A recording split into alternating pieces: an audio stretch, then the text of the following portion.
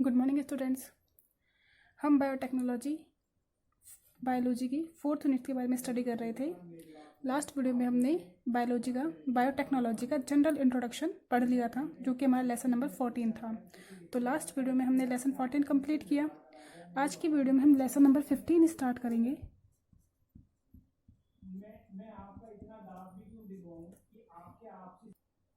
जो कि है आनुवांशिक अभियांत्रिकी।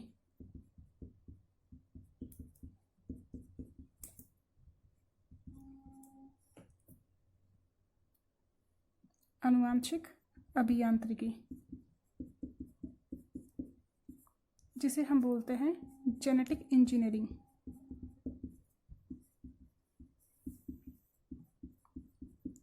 तो आज हमारा टॉपिक है जेनेटिक इंजीनियरिंग। और जेनेटिक इंजीनियरिंग में हम क्या करते हैं? जेनेटिक इंजीनियरिंग में हम जीन या डीएनए में हेर फेर या परिवर्तन करते हैं। तो आनुवांशिक अभियांत्रिकी में हम क्या करेंगे? आनुवांशिक मटेरियल, जो आपका आनुवांशिक पदार्थ है, वो क्या है? डीएनए। और डीएनए का एक भाग होता है जीन। तो आप क्या करेंगे जेनेटिक इंजीनियरिंग में या आनुवांशिक अभियांत्रिकी में? जो हमारे पास मूल डीएनए है, मूल डीएनए जो कि जनक से अर्थात माता पिता से प्राप्त होता है, उस मूल डीएनए के साथ अभियांत्रिकी यानी कि इंजीनियरिंग करेंगे, उसमें परिवर्तन करेंगे।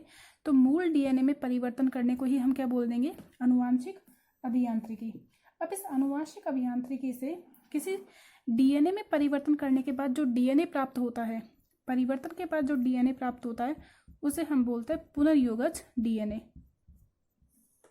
क्या बोलेंगे उसे? पुनर्योगज डीएनए, जिसे हम बोलते हैं रिकॉम्बिनेंट डीएनए। रिकॉम्बिनेंट डीएनए यानी कि जो आपका डीएनए था, जो ओरिजिनल डीएनए था, जो कि जनक से माता पिता से प्राप्त हुआ, उसका जो कॉम्बिनेशन था वो आपने चेंज कर दिया, नया कॉम्बिनेशन बना दिया, जिसे हमने क्या बोल दिया है? रिकॉम्बिनेशन। तो रिकॉम्बिनेंट डीएनए अर्थात पुनर्योगज डीएनए प्राप्त करना किसका मुख्य उद्देश्य है? आनुवांशिक अभियांत्रिकी का। और जिस तकनीक के द्वारा हम पुनर्योगज डीएनए या रिकॉम्बिनेंट डीएनए प्राप्त करते हैं, उसे हम बोलते हैं पुनर्योगज डीएनए प्रौद्योगिकी। उसे हम क्या बोलेंगे? पुनर्योगज डीएनए प्रौद्योगिकी या रिकॉम्बिनेंट डीएनए टेक्नोलॉजी। क्या बोल देंगे इसे? Recombinant DNA technology. ये जो पुनर्योगज डीएनए है, रिकॉम्बिनेंट डीएनए, इसे हम आरडीएनए भी कह सकते हैं। यहाँ पे आर से क्या तात्पर्य है? आर से तात्पर्य है रिकॉम्बिनेशन, पुनर्योजन। तो देखते हैं हम परिभाषा पुनर्योगज डीएनए की। तो किसे कहेंगे पुनर्योगज डीएनए? देखते हैं। पुनर्योगज डीएनए अर्थात रिकॉम्बिनेंट डीएनए। तो क्या कह रहे हैं हम? किसी भी जीव के मूल डीएनए में, किसी जीव के मूल डीएनए से क्या मतलब है हमारा? जो उसके माता पिता से, जो उसे जनकों से प्राप्त हुआ है। तो किसी जीव के मूल डीएनए में परिवर्तन करने को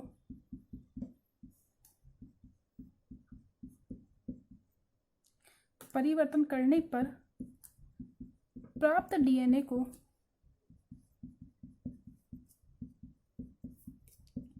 पुनर्योगज डीएनए कहा जाता है।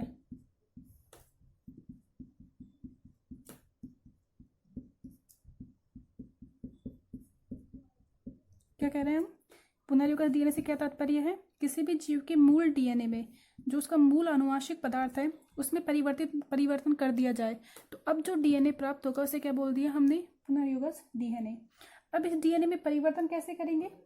इसमें हम काट छाट करके क्या कर देंगे? इसमें हम काट छाट करके, कट करके किसी बाहरी डीएनए को प्रवेश करा देंगे। किसी बाहरी डीएनए को प्रवेश कराएंगे। अर्थात बाहरी डीएनए को प्रवेश कराने से क्या मतलब है? बाहरी डीएनए को किसी दूसरे जीव के डीएनए को हम जोड़ देंगे। तो इसे हम ऐसे भी कह सकते हैं कि किसी जीव के मूल डीएनए में किसी अन्य जीव के डीएनए को जोड़ दिया जाए। तो इस तरीके से जो आपको डीएनए प्राप्त होगा उसे क्या बोल दिया जाता है? पुनर्योगज डीएनए कह दिया जाता है। क्लियर हुआ? अब देखिए, ये जो पुनर्योगज डीएनए के लिए जितने भी प्रोसेस कंप्लीट की जाती है, जितने भी प्रक्रम किए जाते हैं, उन प्रक्रमों को किसमें शामिल किया गया है? पुनर्योगज डीएनए प्रौद्योगिकी में। तो देखते हैं इसकी परिभाषा। पुनर्योगज डीएनए प्रौद्योगिकी।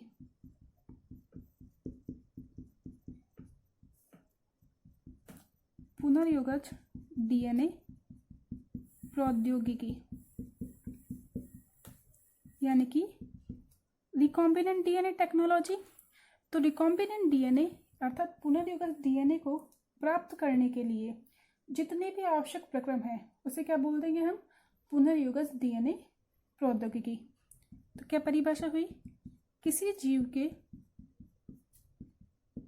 डीएनए में परिवर्तन या हेरफेर, किसी जीव के डीएनए में परिवर्तन अर्थात हेरफेर करने के लिए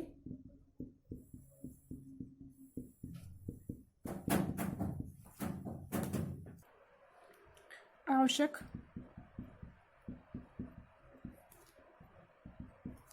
प्रभावी प्रक्रमों को रिकॉम्बिनेंट डीएनए प्रौद्योगिकी कहा जाता है। पुनर्योगज डीएनए प्रौद्योगिकी कहा जाता है। देखिए क्या परिभाषा हुई पुनर्योगज डीएनए प्रौद्योगिकी की, कि किसी जीव के डीएनए में परिवर्तन करने के लिए जितने भी आवश्यक प्रक्रम है, हमारा क्या तात्पर्य है, जितनी भी प्रोसेस आप करते हो कंप्लीट, किस तरीके से आप एक जीव के अनुवांशिक पदार्थ में परिवर्तन करके दूसरा अनुवांशिक पदार्थ प्राप्त करते हैं, तो इसमें जितने भी प्रोसेस, जितने भी तकनीक काम में आती है वो सब किस में आ जाएगी, आपकी रिकॉम्बिनेंट डीएनए टेक्नोलॉजी में सम्मिलित कर ली जाती है। यह जो रिकॉम्बिनेंट डीएनए टेक्नोलॉजी है इसके बारे में सर्वप्रथम किसने बताया था, तो ये तकनीक किसके द्वारा दी गई, सर्वप्रथम स्टैनले कोहन बोयर एवं उनके सहयोगियों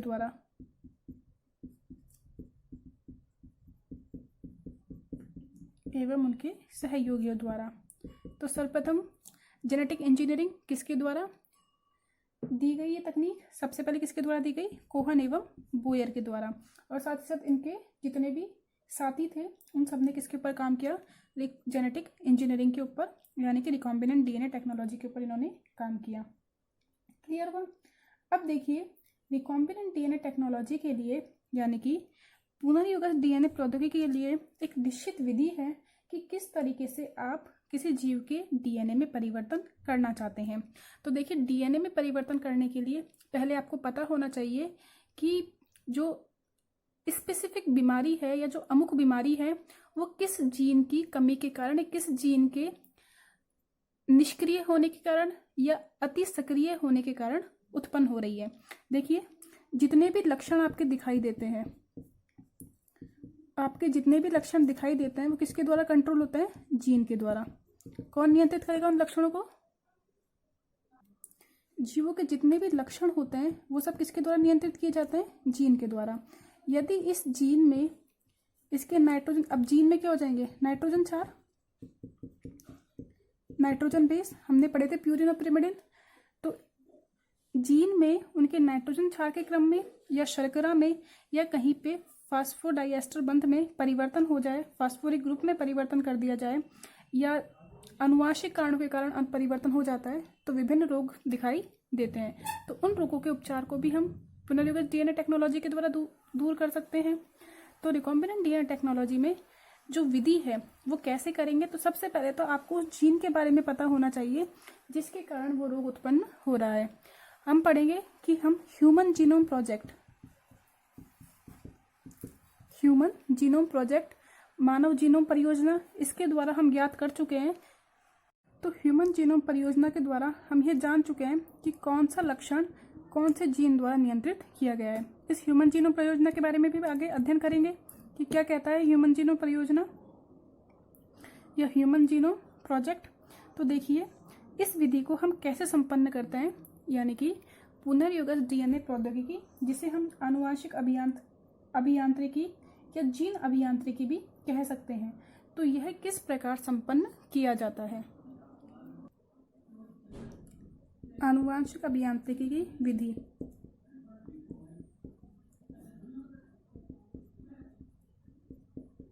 आनुवांशिक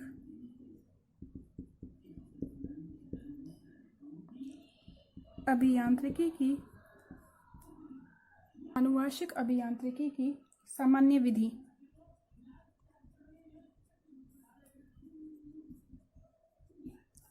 इससे क्या तात्पर्य है, अर्थात किस प्रकार से हम आनुवांशिक अभियांत्रिकी को प्रक्रिया को संपन्न करेंगे। तो देखिए, आनुवांशिक अभियांत्रिकी अर्थात जीन में हेरफेर करने से पहले, परिवर्तन करने से पहले हमें पता होना चाहिए कि किस जीन में हम परिवर्तन करना चाहते हैं, डीएनए के किस खंड में हम परिवर्तन करना चाहते हैं। तो पहला तो क्या हो गया इसमें, वांछित जीन की पहचान।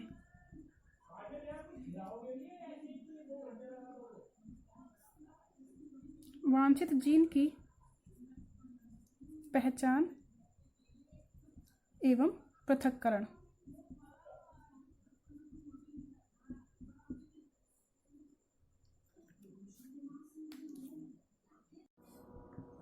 पहला है इसमें वांछित जीन की पहचान एवं पृथक्करण।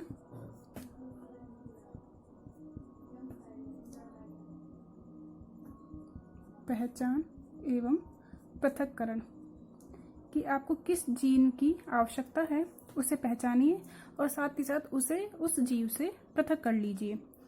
तो सबसे पहले आप वांछित जीन को पहचानेंगे, उसे पृथक करेंगे, उसके बाद उसे एक वाहक के साथ जोड़ करके उसे एक वाहक के साथ जोड़ेंगे और उस वाहक को हम बोलते हैं क्लोनिंग वाहक, यानी कि वाहक जो ले जाने वाला क्लोनिंग, जो क्लोनिंग की प्रक्रिया में यानी कि आपको उस जीन की, जो आपको पर्टिकुलर जीन चाहिए, जो वांछित जीन चाहिए, उसकी संख्या में क्या करेगा, ये वृद्धि करने में सहायता करेगा। तो क्लोनिंग वाहक का चयन,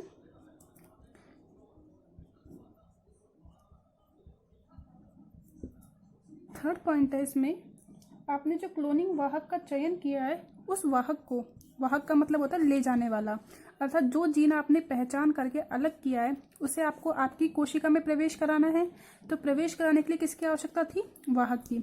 अब वाहक के साथ, वाहक यानी कि ले जाने वाला, जो उस पर्टिकुलर जीन को किसी दूसरी कोशिका से आपकी मनवांछित कोशिका में प्रवेश कराने में सहायता करेगा। तो क्या कह रहे हैं हम, उसके लिए क्या करेंगे, इसको चुनने के बाद सबसे पहले वाहक में जोड़ेंगे। जीन को कहाँ जोड़ेंगे, वाहक में। क्लोनिंग वाहक में जीन का निवेशन, निवेशन से तात्पर्य क्या है आपका, जोड़ना। निवेशन से क्या तात्पर्य है, जोड़ना। तो आपने क्या करा, उसको आपकी वाहक में जोड़ दिया। फोर्थ पॉइंट देखिए इसमें, अब इस जो आपने वाहक में जोड़ा है, इस वाहक को क्या करेंगे आप, किसी कोशिका में प्रवेश कराएंगे अपनी संख्या में वृद्धि कराने के लिए। तो ऐसी कोशिका क्या बोलेंगे हम, परपोषी कोशिका। परपोषी कोशिका में वांछित जीन का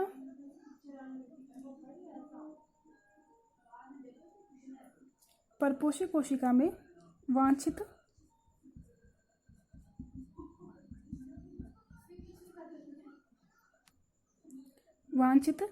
रिकॉम्बिनेंट डीएनए का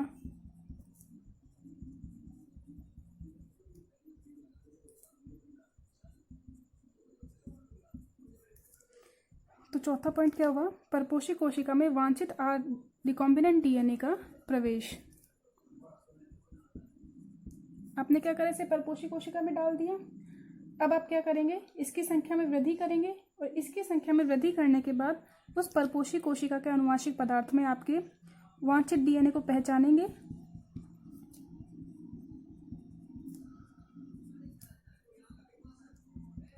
और पहचानने के बाद इस कोशिका से पृथक कर लेंगे।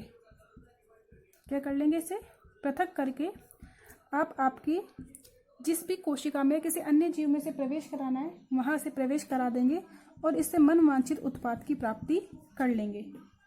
वांछित उत्पाद की प्राप्ति, इस वांछित उत्पाद की प्राप्ति को ही हम क्या बोलते हैं, जीन की अभिव्यक्ति। जीन की अभिव्यक्ति। तो देखिए, इसको हम डायग्राम से देखने की कोशिश करते हैं। हमने क्या समझा, आपके पास द्विरज्जुकीय डीएनए था, क्लियर है। इस द्विरज्जुकीय डीएनए में आपको क्या करना है, किसी अन्य जीव का आनुवांशिक पदार्थ प्रवेश कराना है, क्लियर हुआ। इस द्विरज्जुकीय डीएनए का एक सेगमेंट, सपोज कीजिए ये वाला भाग, देखिए सर्वाधिक सबसे पहले हम क्या करेंगे, जो आपके पास डीएनए है, आनुवांशिक पदार्थ है, इसमें से किस खंड का आपको आवश्यकता है उसको पहचानेंगे और उसे क्या करेंगे, पृथक कर लेंगे। उस आनुवांशिक पदार्थ को क्या कर लेंगे, हम पृथक कर लेंगे। पृथक करने के लिए पहला जो हमारे पास स्टेप है कि वांछित जीन की पहचान एवं पृथक्करण। इस जीन की खंड को प्राप्त करने के लिए हम रेस्ट्रिक्शन एंडोन्यूक्लिएज, प्रतिबंधित एंडोन्यूक्लिएज एंजाइम की काम में लेंगे। हम पढ़ेंगे प्रतिबंधित एंडोन्यूक्लिएज एंजाइम क्या होता है। ये एंजाइम डीएनए खंडों को काटने में काम में आता है। तो प्रतिबंधित एंडोन्यूक्लिएज एंजाइम की सहायता से जो जीन का सेगमेंट या खंड आपको चाहिए उसे हम काट के पृथक कर लेते हैं। तो पहला क्या हुआ आपका, वांछित जीन की पहचान एवं पृथक्करण। अब यह डीएनए का जो खंड है ये कितना बड़ा है, इसका साइज कितना है, उसके हिसाब से हम किसकी चुनेंगे, वाहक को चुनेंगे। किसे चुनेंगे, क्लोनिंग वाहक का चयन। हमारे पास बहुत प्रकार के वाहक होते हैं। मैं आपको ये अभी केवल एक सामान्य आइडिया दे रही हूँ, एक शॉर्ट आइडिया दे रही हूँ। इसके बारे में हम आगे से और पढ़ेंगे। मैं जस्ट आपको ये समझाना चाह रही हूँ कि ये जो पद है ये पद क्या कहना चाह रहे हैं। तो वाहकों के बारे में भी हम आगे देखेंगे। हमारे पास बहुत तरह के वाहक होते हैं, जैसे कि प्लाज्मिड हो गया, बैक्टीरियोफेज, जीवाणु भोजी हो गए। ये सब क्या है, आपके वाहक के जैसे काम करते हैं। सामान्यतः जो हम वाहक काम में लेते हैं वो क्या होता है, प्लाज्मिड। सामान्यतः वाहक के रूप में हम क्या काम में लेंगे, प्लाज्मिड हम पढ़ चुके हैं कि जो आपके जीवाणु होता है इसमें अतिरिक्त आनुवांशिक पदार्थ है, द्विरज्जुकीय वृत्ताकार डीएनए होते हैं। सारे जीवाणु में प्लाज्मिड उपस्थित हो आवश्यक नहीं होता है, लेकिन जिन जीवाणु में प्लाज्मिड उपस्थित होता है तो वो क्या करता है, आपका क्लोनिंग में सहायता करता है। तो आप इस डीएनए खंड की लंबाई के अनुसार हम क्या करते हैं, वाहक का चयन कर लेते हैं। अब इस वाहक में क्या करना है, आपको इस वांछित डीएनए को क्या करना है, जोड़ना है। क्लोनिंग वाहक में जीन का निवेशन। तो देखिए इसमें अगर आपको वाहक कैसी संरचना है, गोलाकार संरचना होती है, इस तरीके से आपकी बंध संरचना है। अब इसमें आपके पास एक सेगमेंट है जीन का, देखिए ये आपके पास वाहक है। इस वाहक में आपके पास ये कटा हुआ जीन का एक भाग है जिसे आपको जोड़ना है। तो जोड़ने के लिए क्या करना पड़ेगा, सबसे पहले जो वाहक है इस वाहक को भी आपको काटना पड़ेगा। तो ये जो वाहक है गोल, इसे आपने काटा तो इस तरीके से खुल गया।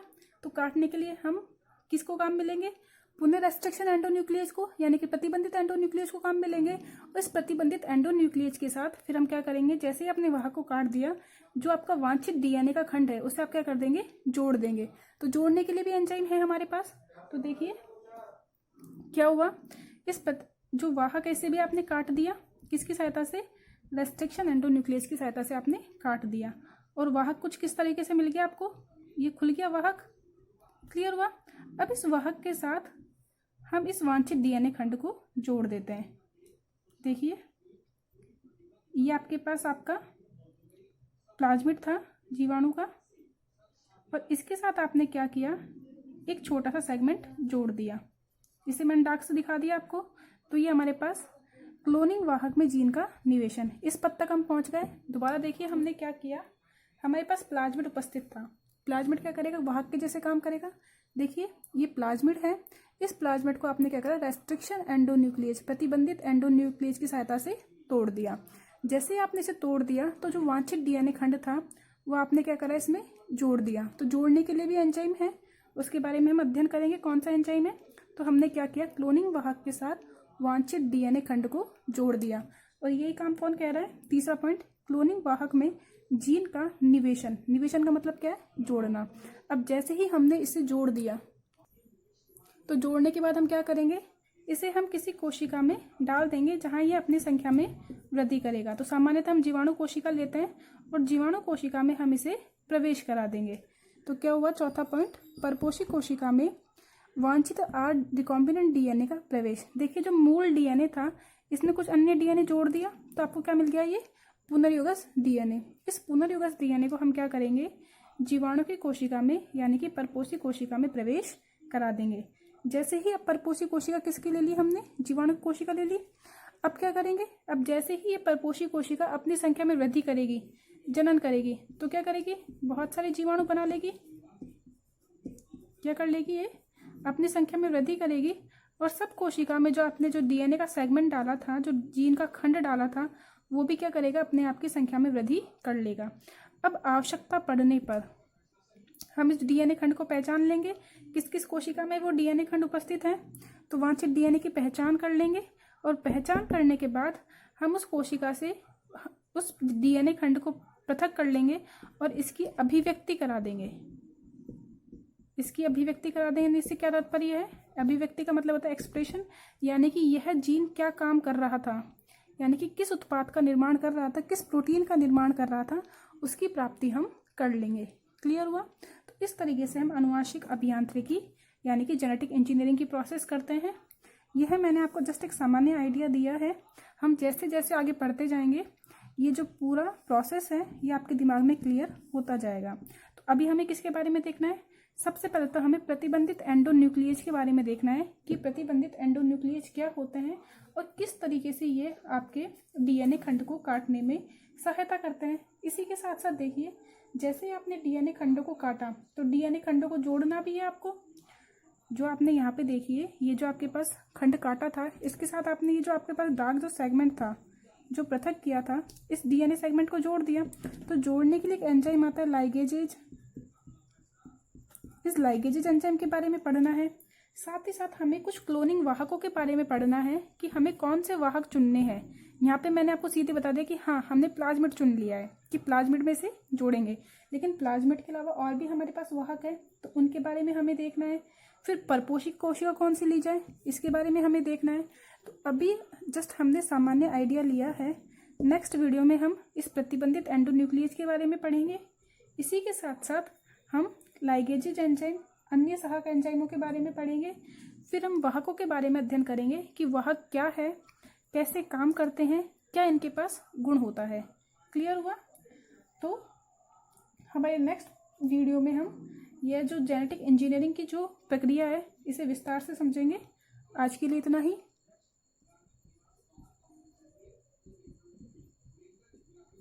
Thank you.